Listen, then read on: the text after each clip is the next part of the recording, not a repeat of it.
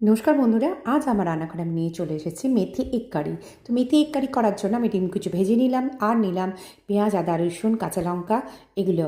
এবার কড়ার মধ্যে আমি একটু তেল দিয়ে কিছু পেঁয়াজ কুচিকে আমি ভেজে রেখে দিলাম। তারপরে আমি দিলাম একটু তেলের মধ্যে তেজপাতা আর মেথি ফোড়ন।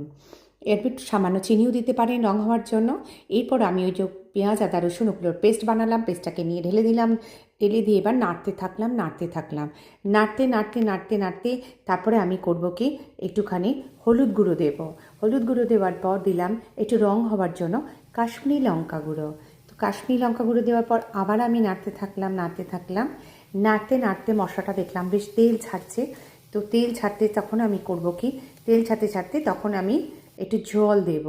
জল দিলাম, জলটা একটুখানি ফুটে উঠলো, তখন আমি ওর মধ্যে দিয়ে দিলাম আমার যে ডিম ভেজে রাখা ডিমগুলো, সেই ডিমগুলো দিয়ে দিলাম। এবারে আমি যেটা অ্যাড করব সেটা হচ্ছে কসুরি মেথি একটুখানি নিয়ে ওর ওপর দিয়ে ছড়িয়ে দেব। আর তার সঙ্গে দেব একটুখানি গরম মশলাও দিতে পারেন। আর করব কি, একটুখানি সামান্য নামাবার আগে ঘি দিয়ে দেব। তো এই হচ্ছে আজকের আমার মেথি এগ কারি। তো মেথি এগ কারিটা আমাদের কেমন লাগলো আপনারা বানাবেন এবং জানাবেন আমাকে কেমন খেতে হলো। আর কিছু পেঁয়াজ আমি আগেই ভেজে রেখেছিলাম, সেগুলো ওপর থেকে দিয়ে দিলাম। ভীষণ ভালো খেতে, ভাতের সাথেও যাবে, রুটির সাথেও যাবে। তো কেমন লাগলো আপনারা আমাকে জানাবেন। নমস্কার, সুস্থ থাকবেন, ভালো থাকবেন। নমস্কার বন্ধুরা, আজ আমার রান্নাঘরে আমি নিয়ে চলে এসেছি মেথি এগ কারি। তো মেথি এগ কারি করার জন্য আমি ডিম কুচি ভেজে নিলাম আর নিলাম পেঁয়াজ, আদা, রসুন, কাঁচা লঙ্কা এগুলো। এবার কড়ার মধ্যে আমি একটু তেল দিয়ে কিছু পেঁয়াজ কুচিকে আমি ভেজে রেখে দিলাম। তারপরে আমি দিলাম একটু তেলের মধ্যে তেজপাতা আর মেথি ফোড়ন। এরপর একটু সামান্য চিনিও দিতে পারেন রঙ হওয়ার জন্য। এরপর আমি ওই যে পেঁয়াজ, আদা, রসুন ওগুলোর পেস্ট বানালাম, পেস্টটাকে নিয়ে ঢেলে দিলাম। ঢেলে দিয়ে এবার নাড়তে থাকলাম। তারপরে আমি করব কি, একটুখানি হলুদ গুঁড়ো দেব। হলুদ গুঁড়ো দেওয়ার পর দিলাম একটু রঙ হওয়ার জন্য কাশ্মীরি লঙ্কা গুঁড়ো। তো কাশ্মীরি লঙ্কা গুঁড়ো দেওয়ার পর আবার আমি নাড়তে মশলাটা দেখলাম বেশ তেল ছাড়ছে।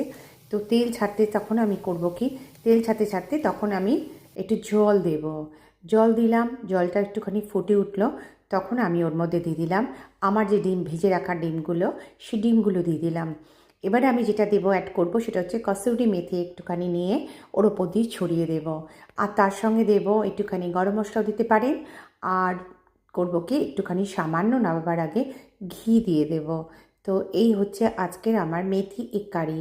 তো মেথি এগ কারিটা আমাদের কেমন লাগলো আপনারা বানাবেন এবং জানাবেন আমাকে কেমন খেতে হলো।